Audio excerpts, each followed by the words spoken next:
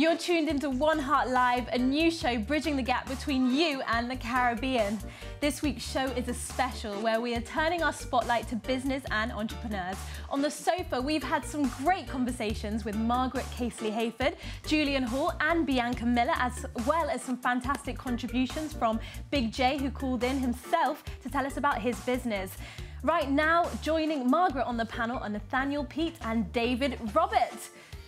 A qualified pilot, engineer and multi-award-winning entrepreneur, our next guest has had a mention in Sir Richard Branson's book. Please welcome Nathaniel Peat. Also joining Nathaniel is David Roberts, CEO of CaribDirect, a man who knows a thing or two about connecting Caribbeans across the diaspora. We look forward to hearing from you. Let's give him a round of applause. So we've been asking a lot of questions throughout this show so far. Really keen on hearing from the two of you if you've just joined our panel. So first of all, I'm going to fire a few questions at you. I want to know, about entrepreneurship to you, Nathaniel. You're an entrepreneur through and through. Is it something that you were born with? Is it something that developed over years? What's your take? Well, I mean, what I really wanted to do was actually to become a pilot. So the cost of aviation is quite expensive. And so I thought I could use business as a tool to actually make money to become a pilot. But the thing is, I wanted to do business that would change people's lives. And entrepreneurship really is about serving a need. And when you can serve a need effectively, you've actually got good business. For instance, you need your haircut, you go to a barber, or you go to a hairdresser, you need a dress, you need food, you go and buy it. That business is always going to be in business because the need is met. But the thing is, when you can attach business for good, that's when you have scalable business. That's where you can actually then push the business forward. And so for me, entrepreneurship is actually profit with purpose. It's actually making a profit, but it's got to do good with that profit. Okay. So that's basically ultimately what entrepreneurship is for me. Lovely. Yeah. And look, I'm sure you've got some great tips for us, so I want to hear all about those later. David, coming to you, you connect Caribbeans across the diaspora, and you deal with trade as well. And I'm actually interested today to hear from you on investing back in the Caribbean. I mean, is that important to you, in your opinion? Is it something that we're doing enough of?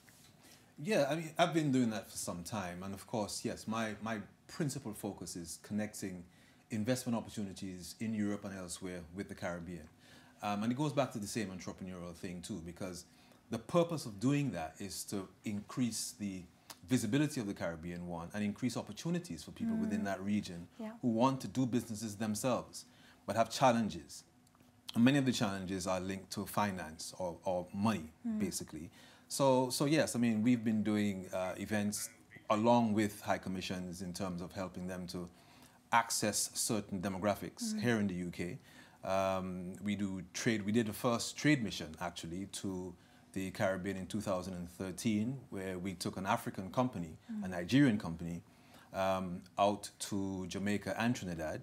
And this mission was organized by the Caribbean Enterprise Network. Okay. So CaribDirect provided the media support to ensure that the meetings were done and that all the meetings were covered and information was fed back to the UK. Yeah. So that's the sort of thing that we do. We want to connect the region.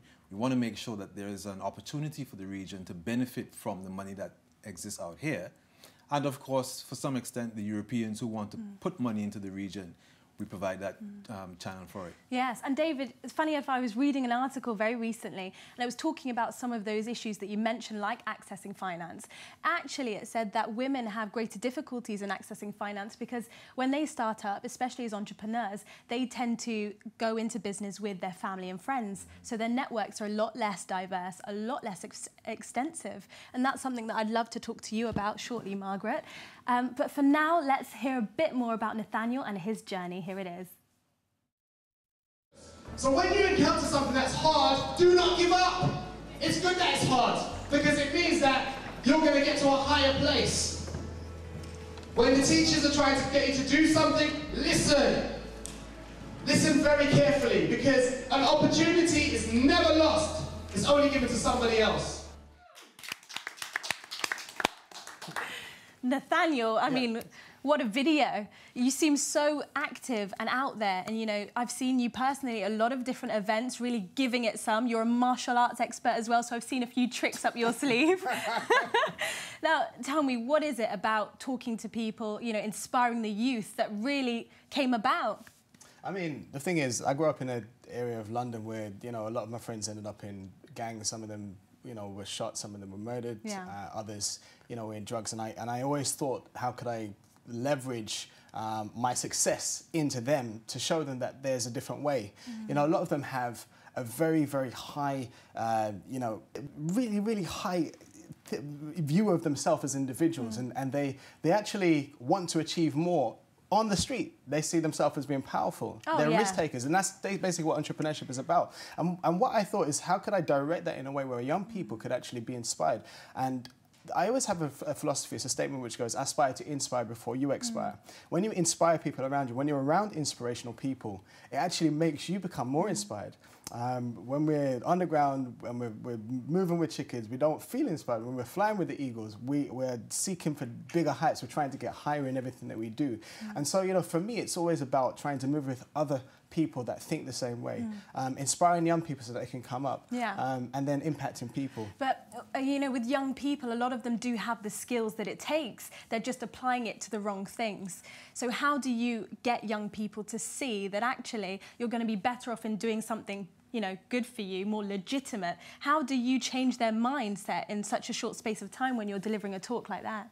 Well, I mean, the thing is, a talk is really just the catalyst, that's the spark. You can't actually do it in one set. For some, you can, but, you know, for others, you can't. You've actually got to sit down in the program. You do a 10-week program, you do a 6-week program. You show them a different way. One thing which we try to get into them at an early point is looking at a triangle. For instance, the apex of a triangle starts like this. It's a very small degree. And the further away you get from that point, the further the lines actually move away from each other. So we try to teach them that at this point in time, that's the point that you need to make the best step. That needs to be the correct angle so that you're going to navigate and go to the right way. But the other thing is this, is actually getting credible messengers. There's people that have experienced the same challenges, the same problems that those young people have experienced themselves. And that way, then they can see that there's a credible message that's made their way through, and they themselves then actually can, you know, try to actually get involved in the same process. And Margaret, I am going to come to you because I can see that you can't wait to jump in. You're jumping in. There's so much there that was just so incredibly valuable. And you're a mentor as well. Well, I am, and but I don't think I speak with nearly the passion of Nathaniel, and it was wonderful. But what I was going to say is that what I think is such a fantastic image is that triangle image. That pyramid. And the reason that I love it is because it sort of summarises the reason I went into the law, and the reason that I would pray that young people try to understand the system. So 'cause there's one thing trying to build a business. If you don't understand the system, you're out there like Del Boy. So, you know, you're operating again, and you think you're doing very well, and all you're doing is running around in ever-decreasing circles, and you're going to end up being arrested. If you understand the system and try and understand the way it works, and don't be frightened to ask questions of those who know, and try and build networks, you can actually influence the system. Beat the system. Well, you are part of it. There is absolutely no point in standing outside and shouting. Getting around the table.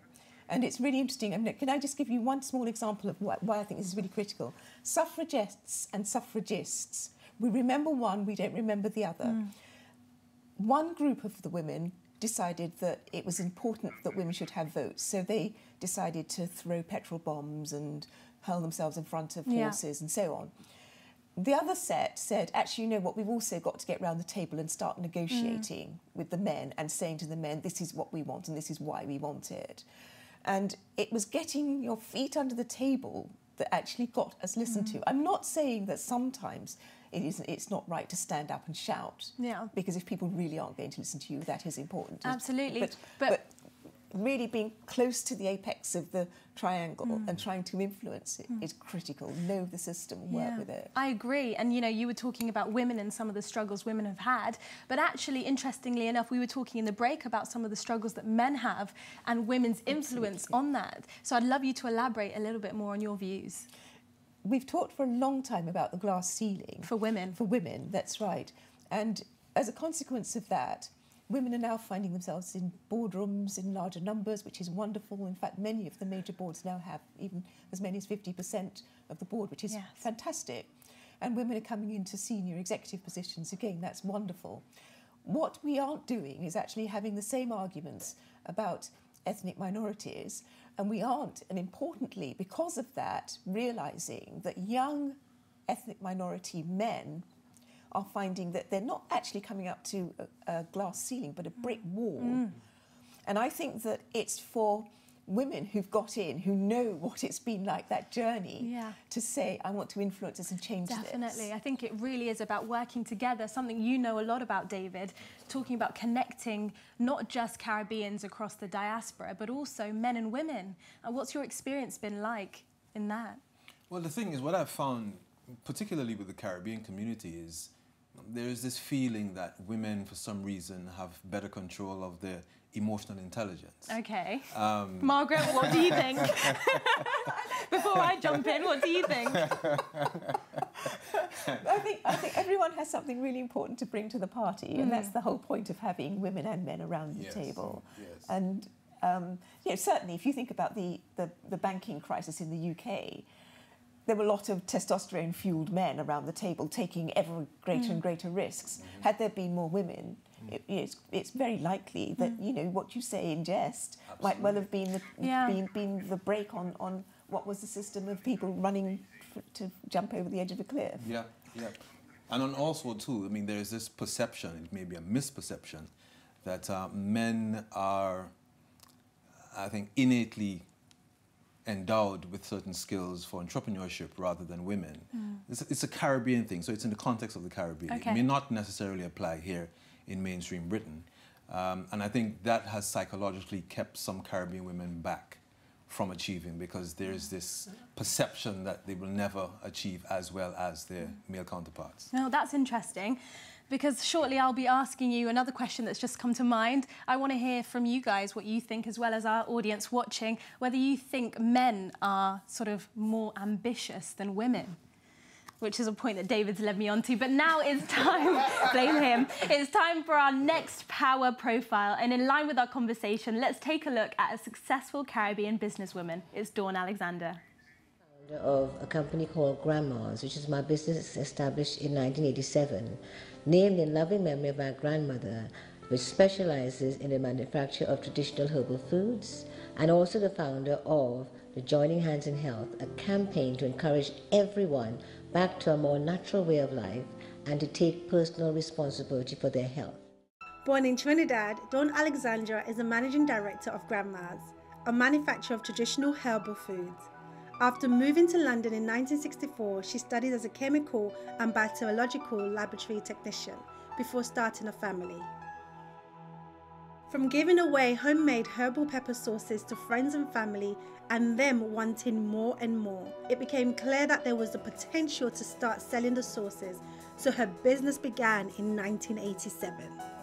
And because the system has taken away your education, the amount of education it will take to reteach you, I'm giving you the products that you can now use to make your own food, because I'm not going to give you ready-made foods as such. You must cook your own food. Dawn wanted her products to be the highest quality of products on the market and aimed to educate people about the benefits of organic and natural Afro-Caribbean foods. Based on spirituality and her beliefs that natural foods are meant to feed and heal, her products sold in department stores such as Harrods, the top supermarket chains, and now her online shop ships globally. So I understood business, and the main understanding as far as I was concerned, business is for everyone.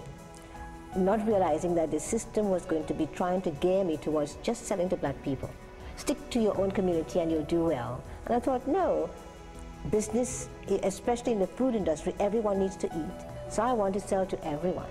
Dawn has proved to be an inspiration to others with her self-published book, A Mission of Love, being adopted by Coventry University as a core study text in leadership, entrepreneurship, personal and spiritual development, and social responsibility. Honoured by the Queen with the MBE for my services to the British food industry. Again, it was the volume of work conducted behind the scenes to try to get the government and the health establishment to understand the importance of natural foods in our diet. Just a few of her many noted achievements, including being voted in the top 100 most influential black people in British history for the 2000 Millennium Archives. an award for outstanding contribution to Trinidad, and in 2007 she was awarded an MBE for her services to the British food industry. We've had some amazing conversations so far here in the studio. Do get in touch. We'd love to hear from you. Tweet us, email us as well. You can give us a call 0207 819 6460. In the break, we'll be catching up on social media, taking selfies, which have already begun, and we'll catch you on the other side. We hope to see your selfies. Send them in on Instagram at 1HEART_TV. See you on the other side.